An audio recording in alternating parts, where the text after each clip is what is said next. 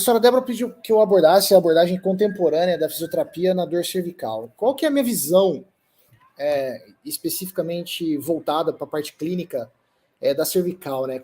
Qual que é o desafio que nós enfrentamos como clínico? A gente sabe que a prevalência, a life prevalence, assim, de vida, né? Entre 22% e 70% das pessoas um dia vão experienciar um episódio de dor cervical. A point prevalence, assim, se você perguntar agora para 1.000 pessoas na rua se está com dor cervical nesse momento, 20% delas nesse momento estão com dor cervical. Ela tem uma alta cronificação. Em 6 meses, 30% dos pacientes estão com dor cervical nos últimos 6 meses, e 37% estão com dor cervical no último ano. A cronificação de cervical é muito grande. 5% das pessoas com dor cervical estão incapazes para voltar a trabalhar. E 26% tem um novo episódio dentro de 12 meses. Novamente vai sofrer de um episódio de cervicalgia ou cervicobraquialgia. Nos Estados Unidos, a gente sabe que o custo com dor crônica é uma coisa absurda, né? É o país de fábrica de doença, né? Pelo sistema econômico. 635 bilhões de dólares é gasto nos Estados Unidos, aí gastos anuais. Né? Quando a gente fala de coluna, é 86 bi por ano. Isso já ultrapassou mais de 100 bi. Quando a gente observa a evolução da coluna cervical de cirurgias, a gente observa que o número de cirurgias só aumentam ao longo dos anos. E no Brasil, a gente tem algumas epidemiologias em relação à dor cervical. Essa epidemiologia é feita em 1.000 pessoas, 11% apresentavam dor cervical no momento, especificamente dessa pesquisa dos brasileiros. Esse outro estudo, avaliando mais de 12.000 pessoas em 18 países, observou uma prevalência nos últimos 30 dias de 40% das pessoas em 18 países com dor cervical, e nos últimos 12 meses, 35% delas tinham dor cervical ou sofrendo de dor cervical. E aqui é a divisão por países, então uma prevalência altíssima voltada para as cervicalgias. As mulheres têm uma prevalência maior, 56,9%, comparado com a média dos homens, 35,6%. As mulheres, comparando a população sem dor, comparando com a população com dor nos últimos 12 meses, a gente observa que a população com dor tem mais prevalência de mulheres, é muito forte a questão da somatização, falta de suporte no trabalho, insegurança no trabalho e uso de teclado por mais de 4 horas. São os fatores que diferenciaram a população com dor cervical nos últimos 12 meses com a população com ausência de dor cervical. No caso, então, é um grande desafio no mundo, mas quando a gente olha a cervical e a gente olha a questão do avanço da tecnologia, o estudo do Global Burden of Disease, em 2010, né, a gente percebe que o ranking de anos vividos por incapacidade, em 1990, a dor cervical era a 4ª colocada, em 2010 continua a 4ª colocada. Quando a gente olha a prevalência ao longo da vida de uma pessoa, comparado com a dor lombar, é interessante que no estudo do Global Burden of Disease, a gente percebe que vai atingindo um pico de anos vividos ou de prevalência de dor cervical, e depois ela tem a tendência de uma queda ao momento que a pessoa vai ficando mais velha. Isso aqui automaticamente em homens, e aqui a prevalência maior em mulheres, mas a queda também acontece com a idade. No caso da lombar é diferente, ela vai aumentando ao longo da vida, e depois atinge nas últimas 2 décadas de vida, a prevalência atinge uma estabilização, uma estagnação, mas as curvas são interessantes entre dor cervical e dor lombar. A coluna cervical, se você quer estudar a neurofisiologia da dor e entender a conexão de mente e corpo, a prevalência na cervical das questões mente e corpo é muito maior do que na lombar. Assim, quem trata pacientes com cervical observa a grande influência. Esse grande estudo em 60.000 pessoas no condado da Noruega separou as pessoas com ansiedade e depressão, correlacionando dores musculoesqueléticas em só pessoas com diagnóstico de ansiedade e depressão.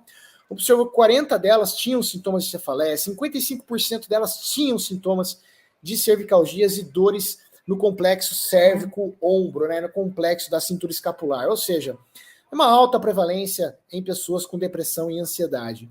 Então, quando a gente olha as questões envolvendo as multidimensionalidades de pessoas que estão sofrendo com dor cervical, a gente observa questões relacionadas realmente a múltiplos fatores variáveis. A gente não pode ser uma questão dualística de causa e efeito envolvendo apenas um fator. E aí que surgem os grandes avanços relacionados à possibilidade de algoritmos para tentar agrupar, para tentar reunir o maior número de dados possíveis de uma pessoa e observar quais, na verdade, dimensões são mais determinantes ou são mais dominantes naquela etapa de vida daquela pessoa que está sofrendo de dor cervical. Por exemplo, se você nega que existe relação mente-corpo na cervical, você vai recebendo, vai engolindo um trabalho atrás do outro de N's enormes. Esse estudo em 18 milhões de trabalhadores com dor cervical nos últimos meses observou aí a prevalência e o risco de fatores, olha, em desequilíbrio na relação de trabalho e família, né? Você ser exposto a um ambiente de trabalho hostil, de relacionamentos hostis, relacionamentos competitivos, insegurança no trabalho, se vai ser despedido ou não. Além disso, que você vê que não são nada relacionado à postura, você vê que é relacionado às questões envolvendo fatores emocionais, fatores sociais. A gente tem a alta prevalência de acometimentos cervicais em pessoas assintomáticas. Você vê que esse estudo em 1.200 pessoas assintomáticas, essa era uma pessoa do estudo de 77 anos, olha a cervical dessa pessoa assintomática, 67 anos, com estenose do canal vertebral, até com hipersinal medular, com quase uma anquilose do nível C5, C6, ou seja, diminuição de espaço tremendo, e essa pessoa nenhum sintoma, mostrando que apenas a dimensão patoanatômica não é suficiente para explicar os sintomas cervicais. Aqui a prevalência de alterações discais, protusões, abaulamentos entre pessoas com 20 e 70 anos, desses 1.200 pessoas, uma prevalência de 80 anos desde dessas pessoas com 20 anos de idade até 70 anos de idade, ou seja, só a dimensão patoanatômica ela não vai explicar esses fatores. Lembrando também que na cervical existem regressões de hérnias, né? Existem regressões de hérnias, cerca de 40% das pessoas apresentam regressões ao longo do tempo. Então, hoje, as pesquisas contemporâneas, a gente divide, né, em 3 grupos esses pacientes. A questão da prevenção de fatores de risco, a questão de tratamento e a questão de prevenção sobre recidivas. Então, é a prevenção de você desenvolver a primeira vez na vida uma dor cervical, a prevenção de você não ter um novo episódio em 12 meses, que é as de recidivas, e a questão do tratamento. A questão de você desenvolver dor cervical, quando a gente avalia todos os estudos, de novo, você não consegue separar mente e corpo. Os maiores fatores de risk ratio se é casado ou, especificamente, por exemplo, viúvos, e tamanho da família. Quanto maior o número de filhos, maior o risco de você desenvolver dor cervical. E aqui tudo relacionado ao trabalho, né? Relacionado aqui a conflitos, a demandas de trabalho, relacionados à demanda de compromissos do trabalho. São todos fatores que influenciam essas questões voltadas para o risk ratio. Um outro estudo, avaliando longitudinalmente uma grande população, de novo, mesma coisa. Mulher, número de filhos. Quanto maior o número de filhos, maior a chance de ter dor cervical. E se você teve já dor lombar no seu passado, também aumenta o risco de você ter dor cervical. E no caso de cronificação, o paciente apresentou dor cervical, será que ele vai ultrapassar a barreira dos 90 dias? Bom, os estudos hoje que reúnem fatores de risco são fatores relacionados. Se o paciente começa com uma dor muito alta, que não cede, acima de 7, longo tempo de sintomas, né, de cervical prévia, por exemplo, o paciente está com uma cervicobraquialgia. Então, esse paciente está com 2 semanas de cervicobraquialgia, mas esse paciente tem há 3 anos dor cervical crônica. Então, esse é um fator de mau prognóstico de recuperação. Alta incapacidade no Neck Disability Index. Então, questionário de incapacidade, o paciente está com 50%, 60% do Neck Disability Index, associado a uma dor a nível de 7. Pouca a amplitude de rotação para o lado afetado quando o sintoma de cervicobraquialgia. Idade maior de 60 anos. Hiperalgesia ao frio, mostrando aí questões relacionadas à sensibilização central. E, lógico, fatores psicossociais. Quando o paciente reúne esses fatores em pacientes com cervicobraquialgia ou em pacientes com cervicalgia, são fatores que o sucesso da recuperação, o sucesso da reabilitação vai ficando comprometido. E outras abordagens interdisciplinares precisam entrar para dar uma chance para esse paciente poder ter um caminho de recuperação. E no caso de prevenção de recidivas? Bom, na prevenção de recidivas, todos os estudos de meta-análise é exercício. O paciente que se mantém ativo tem uma redução de risco em 35% na lombar, se ele se manter ativo fisicamente, e 53% na cervical. Poxa, Rodrigo, então eu reduzo só metade o risco? Você reduz só metade o risco. Por que você reduz só metade o risco? Porque tem todos os outros fatores psicossociais, fatores sociais e emocionais que também vão fazer conta desse pacote. O exercício, ele reduz uma parte, mas evidentemente vocês já viram que coluna vertebral e principalmente cervical, a questão mente e corpo é indissociável. E o tratamento? O tratamento hoje, pessoal, é dividido em fases também e é dividido em subgrupos, que pode ser pelo tempo de sintomas. Então, no paciente agudo, o objetivo é não ultrapassar a barreira das 12 semanas, esse paciente tem uma resolução de sintomas antes de completar 90 dias. Nos crônicos, a gente tem esperança de saber se existe alguma coisa mecânica nociceptiva periférica que a gente possa abordar, ou não, se é crônico, definitivamente crônico, a gente, evidentemente, entrar com os contextos de terapia cognitiva comportamental, abordagem multimodal e educação em neurociência da dor. Quando a gente fala de estratificações, hoje o modelo especificamente é voltado realmente para a saúde de precisão, que começou com as histórias das subgrupagens, onde na cervical, o modelo do Treatment Based Classification, ou modelos de subgrupagem nos Estados Unidos, eles têm 3 grandes pioneiros, que é o Mackenzie, que trabalha com classificação na cervical, começou a partir de 90, que é a Universidade de Pittsburgh, através do modelo TBC, e é a Susan Sharman, que trabalha também com o modelo de cervical, voltando de estratificação de controle motor. Dentro do tratamento de classificação de subgrupos, do TBC, os 3 maiores pesquisadores que publicaram o volume maior de publicações é o John Childs, é o Joshua Cleland e é a Julie Fritz, que publicaram mais em cervical, dentro de todo o grupo de 20 pesquisadores que também trabalharam muito pesado na coluna lombar.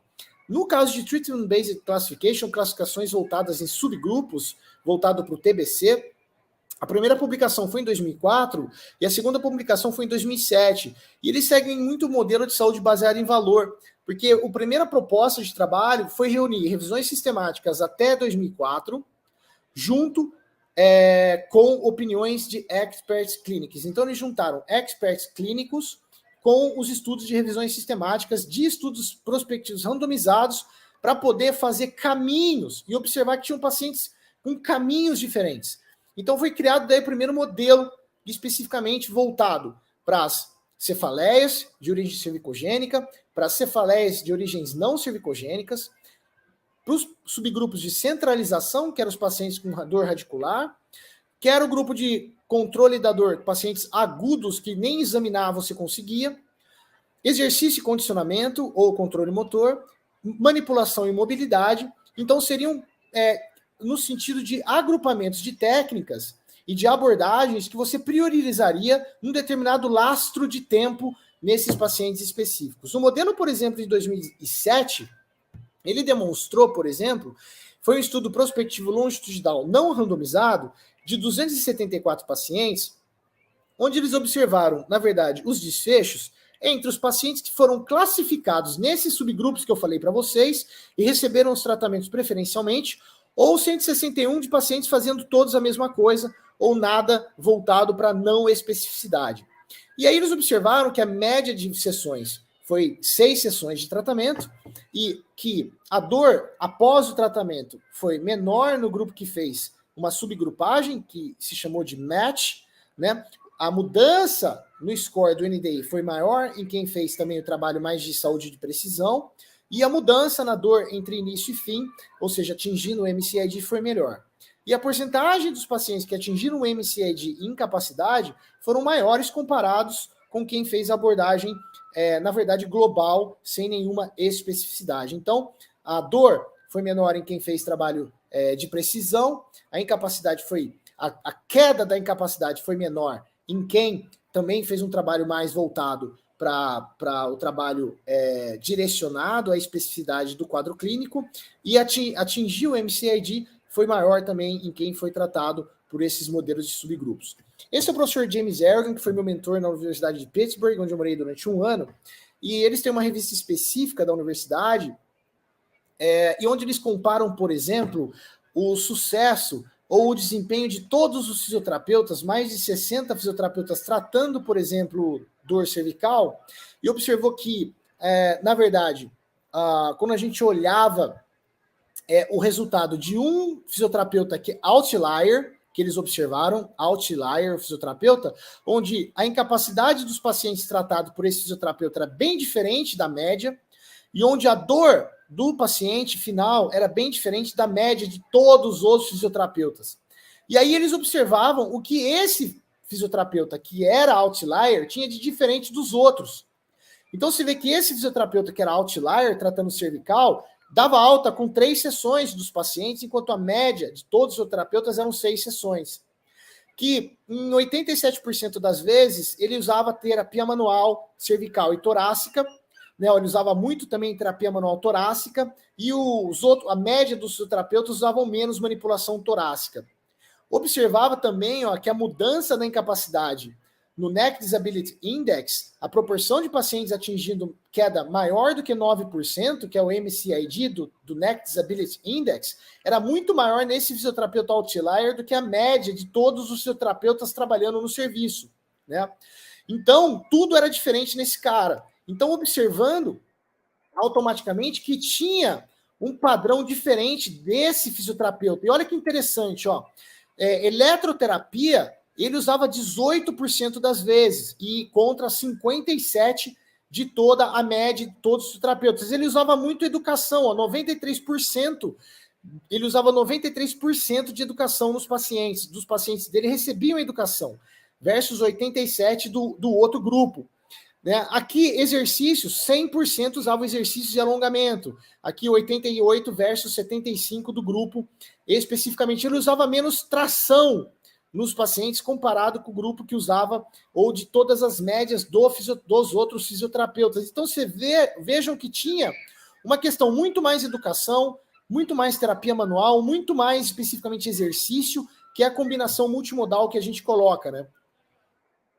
Então, a avaliação específica para tratamento, ela segue um modelo, né, pessoal? Que é anamnese completa, uso de questionários para avaliar a yellow flag, estratificação e reconhecimento dos red flags, e aí a tentativa de classificação no paciente. Quando a gente fala de red flags em cervical, você tem 3 grandes abordagens para você avaliar pacientes de risco, que é integridade estrutural, integridade neurológica, integridade vascular.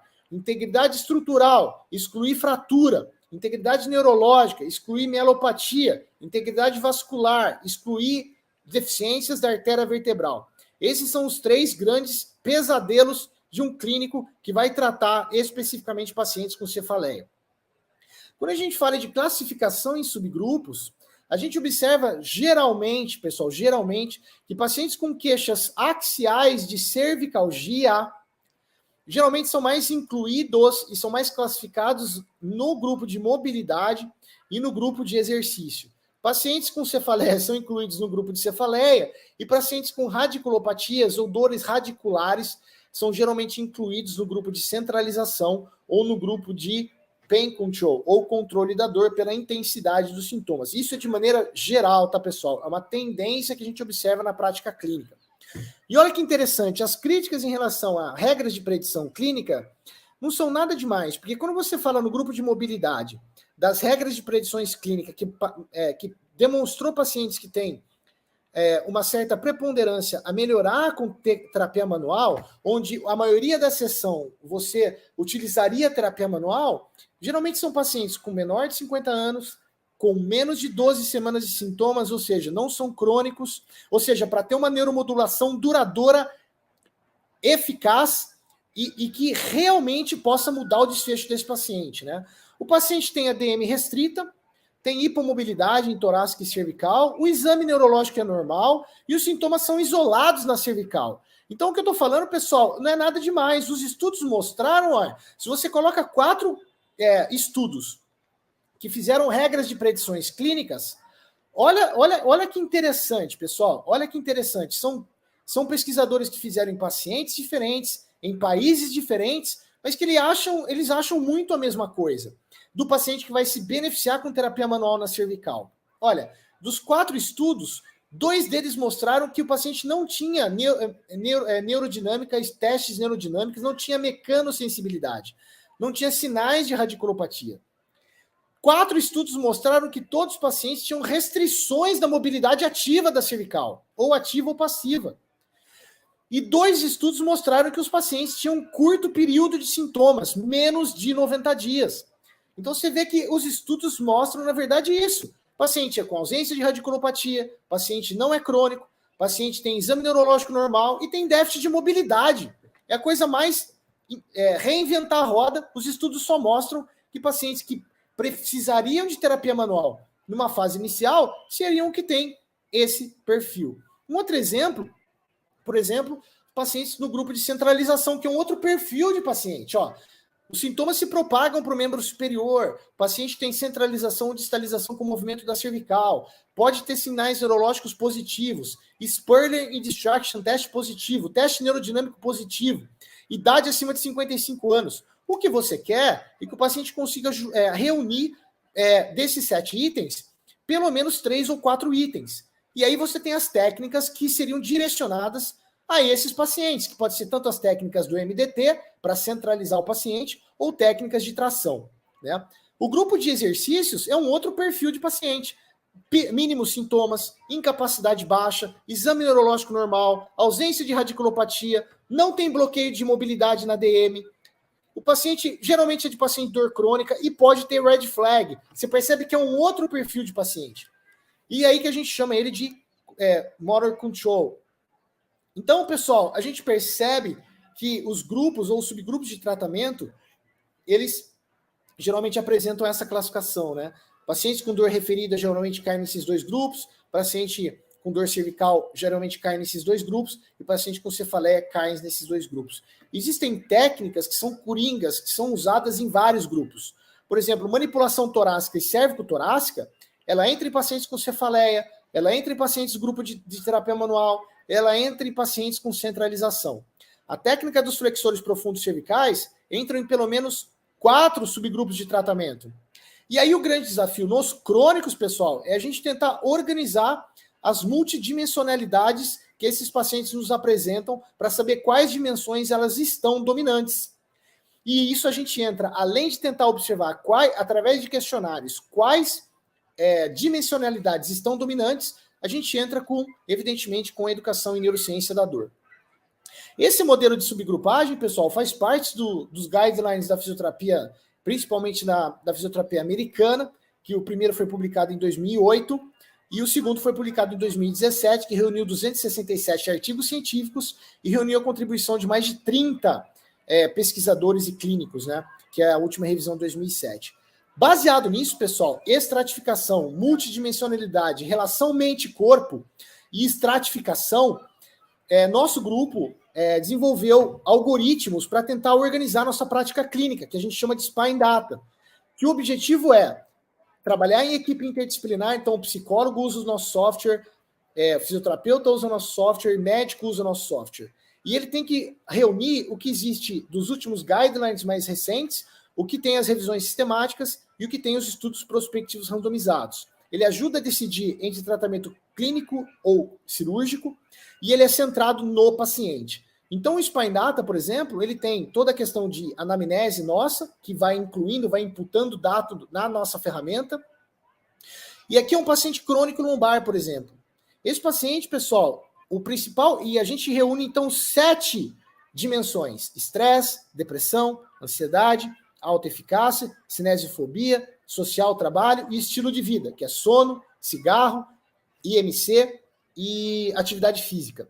Então, a gente vai abordar quem da equipe vai entrar com esse paciente. Esse paciente tem pouca hub, os círculos, as bolinhas são pequenas para estilo de vida, estresse, ansiedade. Esse paciente tem muito medo do movimento.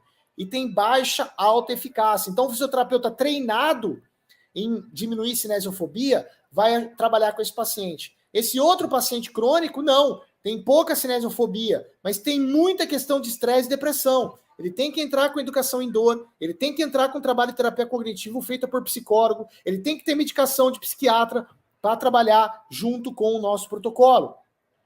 Esse paciente, a decisão dele, a hub maior dele é um tratamento conservador. Não é cirurgia, ó, paciente de lombar, né? Não é cirurgia, não é de bloqueio.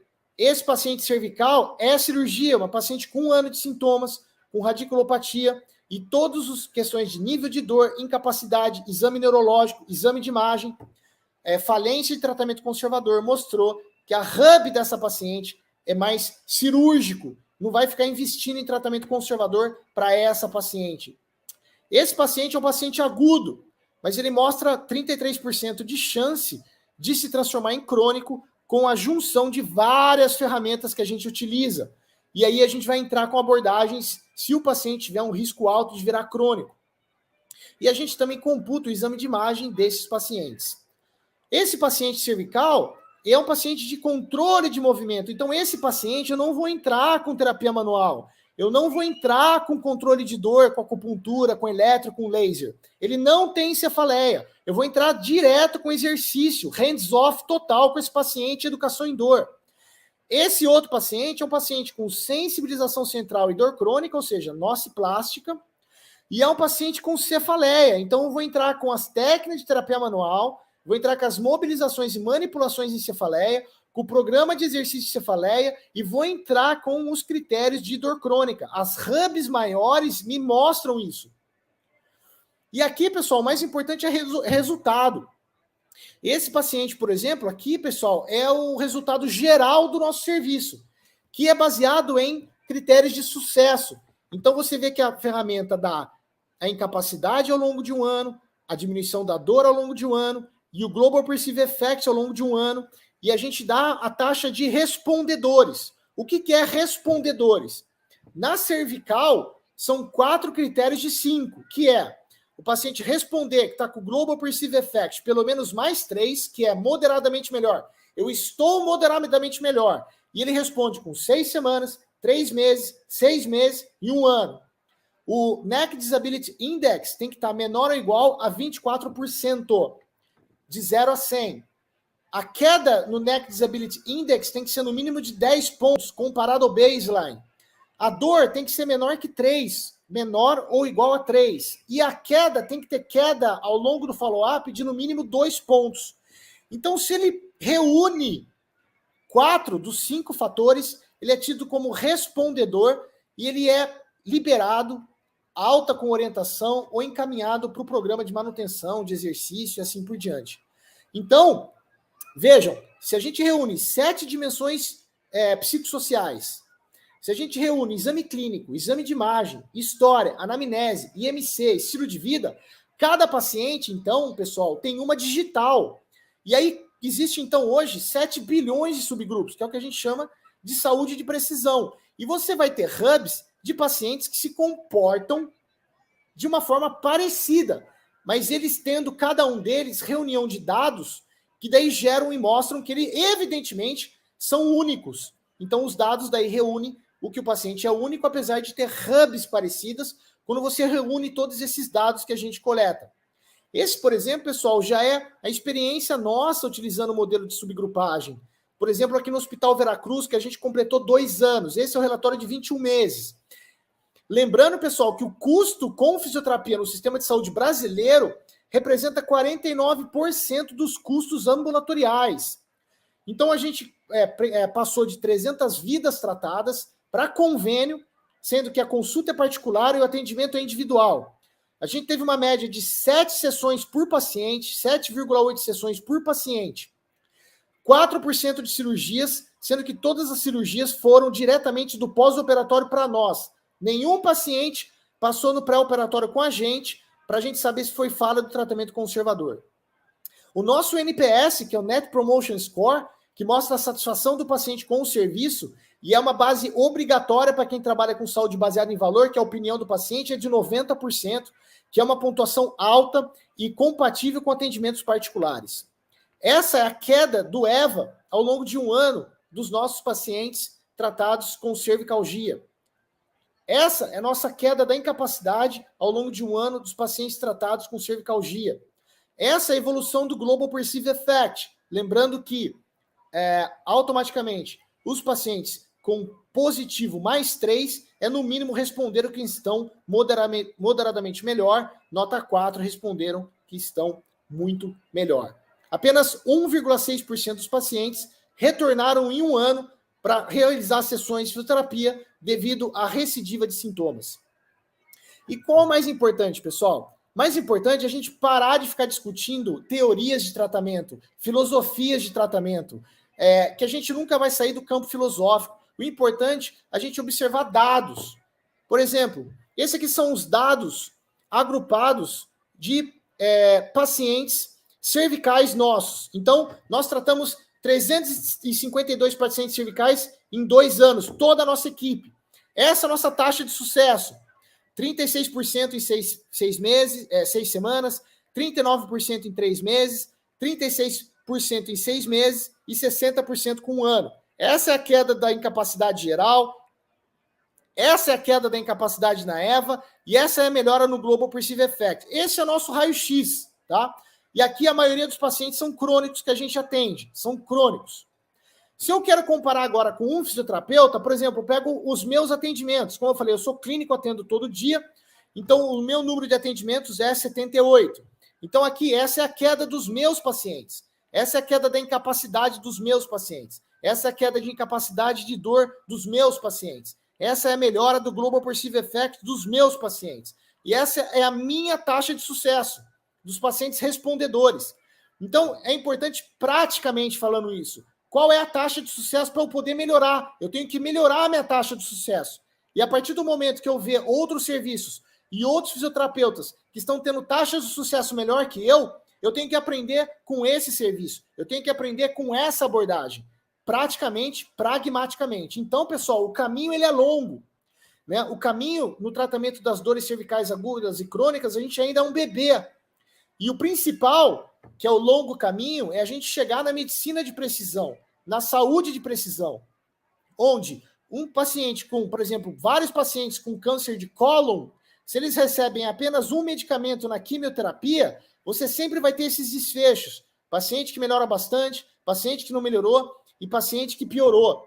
Se você tem medicações específicas baseado na questão genética, na questão de fenótipo, na questão de apresentação clínica, você vai tendo medicações de químio específica para mesmo tipo de câncer. E aí você faz com que pacientes diferentes, com características diferentes, possam melhorar. Para mim, o futuro da fisioterapia, ele tem uma chance de a gente ir por esse caminho da saúde de precisão, onde cada paciente, de fato, quando a gente reúne e coleta dados de forma pragmática, a gente consegue reverter pacientes crônicos, ter uma chance maior de reverter pacientes crônicos e uma chance melhor de pacientes agudos não virarem crônicos. E, principalmente, não só trabalhando com isso, mas cervical, pessoal, é trabalho de equipe. Então, quem atende coluna tem que atender junto com o médico intervencionista da dor, tem que atender junto com o psicólogo, tem que atender junto com o cirurgião, tem que atender junto com o professor de educação física. Esse é o modelo que você não trabalha sozinho. E mensurar sempre os resultados da sua equipe e os resultados de você como fisioterapeuta. Então, eu queria agradecer mais uma vez a professora Débora de oportunidade de participar desse grupo no qual eu tenho orgulho de fazer parte do departamento da USP de Ribeirão Preto e também orgulho de trabalhar com a minha equipe, que é a equipe que eu aprendo todos os dias, que é uma equipe pioneira, que tem o maior número de PhDs no Brasil, numa clínica privada, e onde que a gente vence todos os desafios com o nosso propósito voltado, né? A gente fechado com a nossa missão, com a nossa visão, e a gente compactuado com os nossos valores. Então, muito obrigado mais uma vez pela participação dada hoje na aula de hoje.